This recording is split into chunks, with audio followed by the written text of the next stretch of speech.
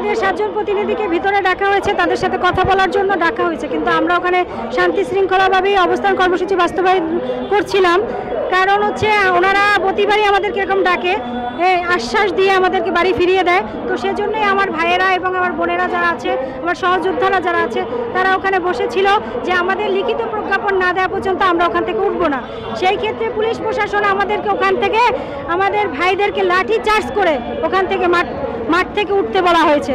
কিন্তু আমরা তো ওখানে কোনো ঝামেলা করিনি, কোনো বিশৃঙ্খলা করিনি, ওখানে খুব সুন্দরভাবেই আমরা বসে অবস্থান কর্মসূচি বাস্তবায়ন করেছিলাম। কিন্তু ওনারা কেন আমাদের ভাইদের উপরে লাঠিচার্জ করলো, এই যে প্রশ্নের উত্তর কে দিবে? এটা আমার রাষ্ট্রের কাছে প্রশ্ন, আমার উপদেষ্টাদের কাছে প্রশ্ন এবং আমার প্রশাসন ভাইদের কাছেও প্রশ্ন, যে কেন শুধু বিনা কারণে আমার ভাইদের উপরে এরকম লাঠিচার্জ করা হলো।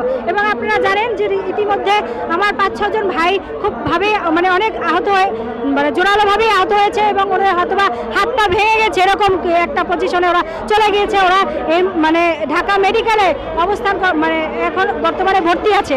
এবং এখানে আমার বোনেরাও এখানে অসুস্থ হয়ে পড়েছে, আমার বোনদেরকেও মেডিকেলে নেওয়া হয়েছে। কিন্তু আমার রাষ্ট্রের কাছে এবং সবার কাছে একটাই প্রশ্ন, যে আমরা শিক্ষক হয়ে আমাদের কি অন্যায়, আমাদের কি অপরাধ যে আমরা এই সমাজের শিক্ষক, সেজন্য আজকে আমরা রাজপথে এরকম অবহেলায়, তার এই অবহেলায় খাবার নাই, ঘুম নাই, প্রত্যেকটা মানুষ অসুস্থ হয়ে পড়ছে। যে আর কত অসুস্থ হলে, আর কত রক্ত এবং লাশ পড়লে এই প্রতিবন্ধী স্কুলগুলো মুক্তি পাবে?